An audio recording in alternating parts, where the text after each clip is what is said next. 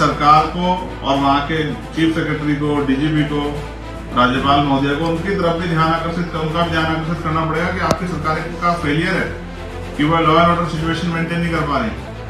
क्या हमारे माथे पे लिखा कि हमारे साथ हिंसा होगी? सामंती व्यवस्था के लोग या मनुवादी व्यवस्था के लोग जो हम पे हमला करें, इन पर कार्रवाई हो। अगर ऐसा नहीं होता फिर आंदोलन करेंगे कि ये जो जाति के आधार पे अन्याय, हिंसा हमारे साथ हो रही है, अपमानित जो किया जा रहा है आज, ये बंद हो जाए। नौजवानों पे जातीय हिंसा, सांप्रदायिक हिंसा, इनका एक डाटा बना के आपको सरकार को आईना दिखाना है कि आपकी सरकार क्या कर रही है। चाहे कांग्रेस की सरकार हो या भाजपा की या किसी और की सरकार हो, जहां जहां हमारे लोग हैं वो अपने अपने प्रदेशों में मजबूत से क्या बने। ये जो घटनाएं हो रही है, इस पर बाबा साहब अम्बेडकर का बड़ा कंसर्न था। वो ये सोचते थे कि उन्होंने, आपको याद होगा गोलमेज कॉन्फ्रेंस, और गोलमेज कॉन्फ्रेंस के बाद जो है कम्युनल अवार्ड, और कम्युनल अवार्ड में एक चीज जो बहुत इंपॉर्टेंट है, जिस पर अगर आप गौर करोगे, दो चीजें, एक पहली अब बता रहा हूं, उसके बाद की तत्काल। पहली ये कि उसमें दो चीजें थी, एक थी सेपरेट इलेक्टेड और एक सेपरेट सेटलमेंट। ये दो चीजें बहुत इंपॉर्टेंट है। फिर इस बात को जब संविधान को सौंपा तो भी उन्होंने इस बात को, बाबा साहब अम्बेडकर ने इस बात कहा कि आज हम जो संविधान को सौंप रहे हैं, तो इससे राजनीति में वन वोट वन वैल्यू, राजनीति में समानता तो आएगी, लेकिन जब तक देश में सामाजिक गैर बराबरी और आर्थिक गैर बराबरी है, तब तक ये जो लोकतंत्र है, राजनीतिक लोकतंत्र, सामाजिक लोकतंत्र नहीं बन पाएगा। उन्होंने इस बात को कहा कि आज हम विरोधाभास की जिंदगी में कदम रख रहे हैं, और वो विरोधाभास आज तक भी है। ना सामाजिक गैर बराबरी दूर हुई, जिसका उदाहरण हम देख रहे हैं पूरे समूह पे, पूरे समाज पे, पूरे गांव पे जो है अन्याय करना, अपमान करना, महिलाओं पर रेप, हत्याएं, और जो दूसरा मैंने कहा आर्थिक सशक्तिकरण। तो जिस तरह से चुनाव में धन का प्रयोग किया जाता है, गरीब का बेटा तो लड़ ही नहीं सकता है। तो इससे मैं मानता हूं कि बाबा साहब की बात तब भी तर्कसंगत थी और आज भी तर्कसंगत है। उनका जो पहला वो था सेपरेट इलेक्टोरेट, उसके पीछे कारण ये था कि भाई इतनी गैर बराबरी है तो हमारे लोगों को वोट कौन देगा।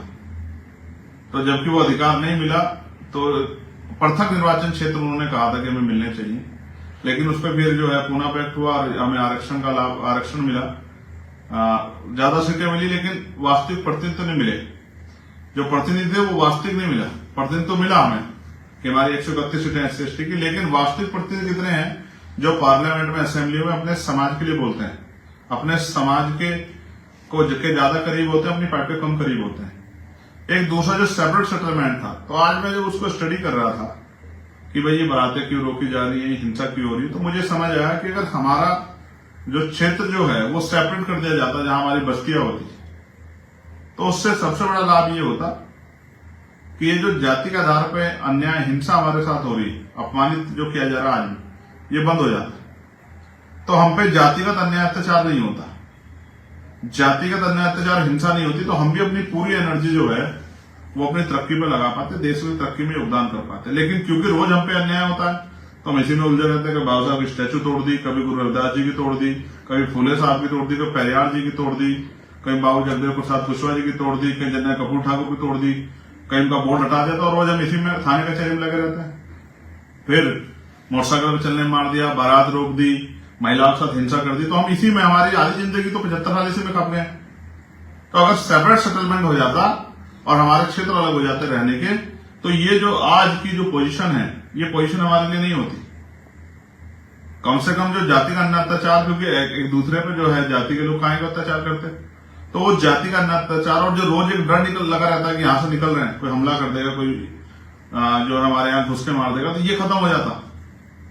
इसलिए मैं समझता हूं कि हमने 10 तारीख का प्रोटेस्ट बुलाया है। मैं खुद लखनऊ में रहूंगा। मैंने तय किया है कि लखनऊ में जो ज्ञापन दिया जाएगा, जो आंदोलन होगा, प्रोटेस्ट अपनी बात से, मैं लखनऊ में रहूंगा। और अन्य उसमें जैसे मध्य प्रदेश के लोग तय करके कहां देंगे, वो आपस में चर्चा कर लेंगे। बीमार में आजाद समाज पार्टी के लोग, राजस्थान के लोग कहां देंगे, उत्तराखंड के लोग कहां देंगे, हरियाणा के लोग कहां देंगे, पुराने नए लोग मिलकर चर्चा कर लेंगे। झारखंड, उड़ीसा, छत्तीसगढ़, महाराष्ट्र, बिहार के लोग कहां देंगे, वो चर्चा कर लेंगे आपस में। लेकिन इस ज्ञापन के जरिए अपने अपने प्रदेशों में जो घटनाएं हुई, मुख्यतः इन 3-4 घटनाओं के साथ साथ जो प्रदेशों में आपके यहाँ हिंसा हो रही है, एनसीआर का डाटा जो कह रहा है बहनों पे, भाइयों पे, माओ पे, बुजुर्गों पे, नौजवानों पे, जातीय हिंसा, सांप्रदायिक हिंसा, इनका एक डाटा बना के आपको सरकार को आईना दिखाना है कि आपकी सरकार क्या कर रही है। क्या आपकी सरकार इन लोगों की सुरक्षा करने काबिल है या नहीं है? क्या आपकी सरकार इन लोगों की सुरक्षा करने की जिम्मेदारी जो आपको मिली है कॉन्स्टिट्यूशन से, लोकतांत्रिक व्यवस्था से, क्या आप उसको पूर्ण रूप से निभा पा रहे? हमें भी जीने का अधिकार है, सम्मान से जीने का, इज्जत से जीने का, लेकिन हम तो जी भी नहीं पा रहे। इस देश में बुरा यह है, ना जीते जी सम्मान मिल रहा है, ना मरने के बाद सम्मान मिल रहा है। कितनी घटनाएं उत्तर प्रदेश की हैं? मथुरा 3 घटनाएं, फिर कासगंज, हाथरस, मेरठ, जलालाबाद, बुलंदशहर, जालौन, झांसी, कितनी घटनाएं, कहां जाएंगे हम लोग? तो मुझे ऐसा लगता है इसका परमानेंट सोल्यूशन निकालने के लिए, परमानेंट सोल्यूशन तो इसका पॉलिटिकल पावर है जब आपके राजनीतिक सत्ता आपके पास होगी, लेकिन उससे पहले भी सरकार को और वहां के चीफ सेक्रेटरी को, डीजीपी को, राज्यपाल महोदय को उनकी तरफ भी उनका भी ध्यान आकर्षित करना पड़ेगा कि आपकी सरकार का फेलियर है कि वह law and order situation maintain नहीं कर पा रही। क्या हमारे माथे पे लिखा है कि हमारे साथ हिंसा होगी?